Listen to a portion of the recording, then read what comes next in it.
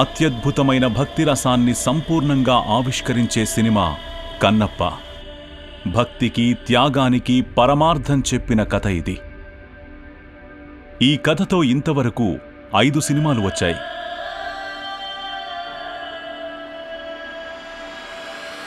తెలుగులో 2 సార్లు, కన్నడంలో 2 సార్లు, హిందీలో 1 సారి వచ్చాయి.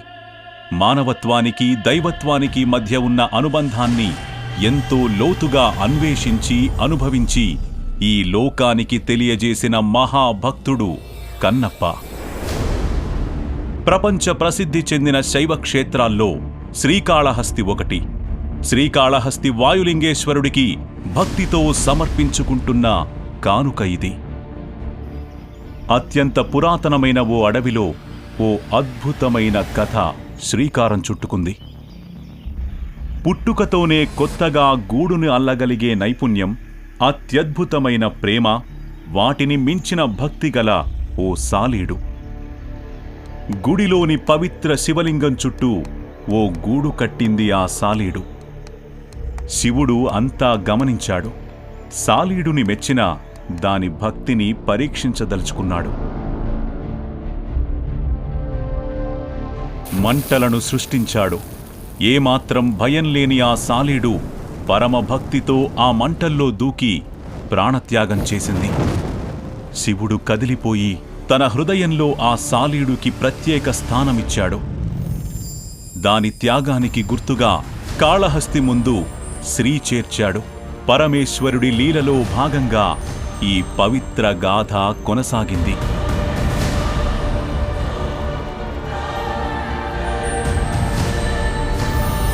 బాగా గర్వం ఉన్న ఓ పాము మెరిసే మణులతో ఆ లింగాన్ని అలంకరించింది.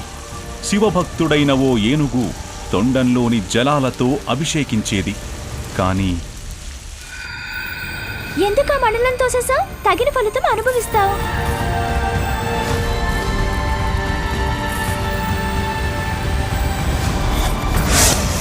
ఏనుగు తొండంలోకి ఆ పాము దూరింది. ఆ తీవ్రమైన బాధ తప్పించుకునే ప్రయత్నంలో అదుపు తప్పి ఏనుగు తన తలని ఓ చెట్టుకు కొట్టుకుంది. ఆ కొట్లాటలో పాము, ఏనుగు రెండూ చనిపోయాయి.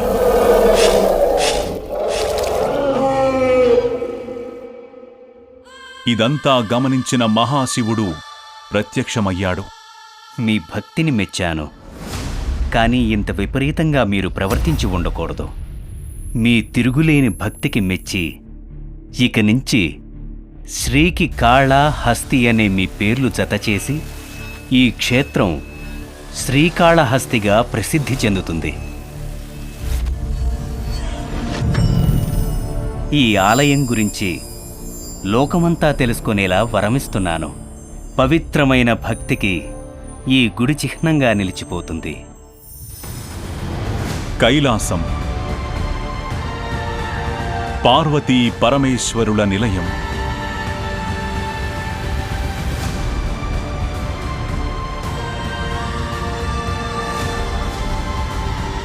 ఈషా, ఎక్కడున్నారు? ఇక్కడున్నారా? మీరు తీవ్రమైన ధ్యానంలో మునిగిపోయున్నారు. ఎవరి గురించి ఆలోచిస్తున్నారో తెలుసుకోవాలనుంది. ఈ విశ్వమంతటినీ కాపాడాల్సిన బాధ్యత మీదే. ఈ లోకమంతటికి నీవే తల్లివి పార్వతి. నువ్వుండగా ఆ విషయంలో నాకు ఆందోళనెందుకు? ఈరోజు నేను నా భక్తుల కోసం ధ్యానం చేస్తున్నాను. పరమేశ్వరుడు తన భక్తుల కోసం తపస్సు చేయడమా?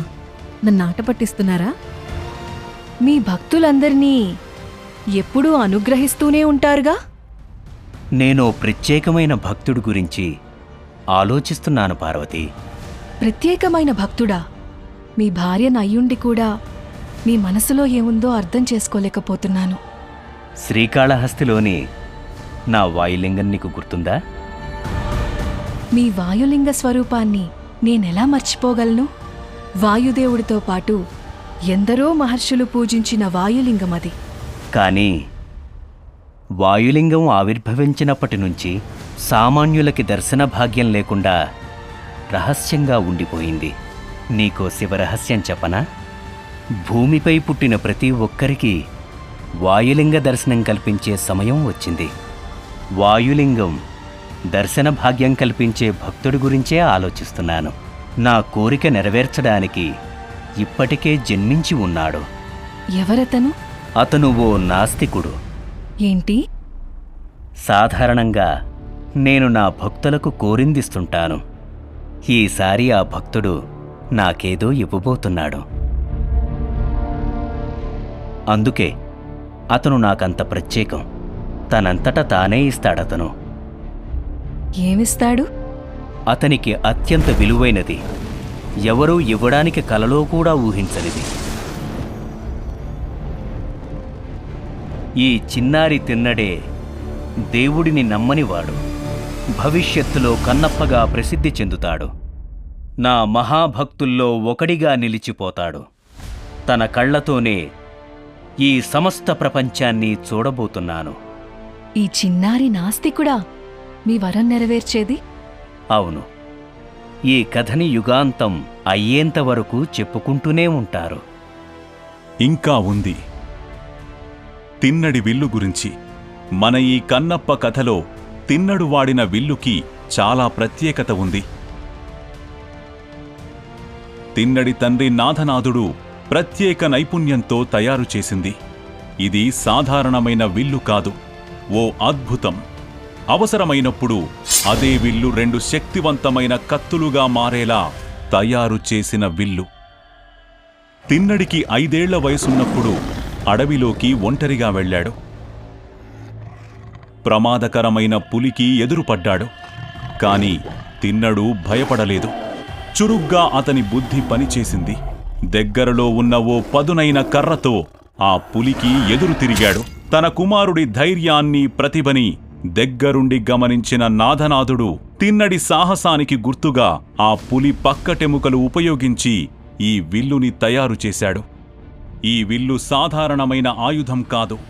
విల్లుని మధ్యలో విడగొడితే 2 కత్తులుగా మారేలా నాథనాథుడు ఈ విల్లుని ప్రత్యేకంగా రూపొందించాడు. ఆనాటి నుంచి తన కోయగూడాన్ని, అడవిని ఈ విల్లుతో కాపాడుకుంటూ వచ్చాడు తిన్నడు.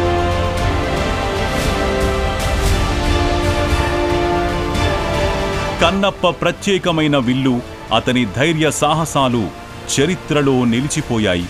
ఈ కథని విన్నవాళ్లందరూ ఆశ్చర్యపోతూ ఉంటారు.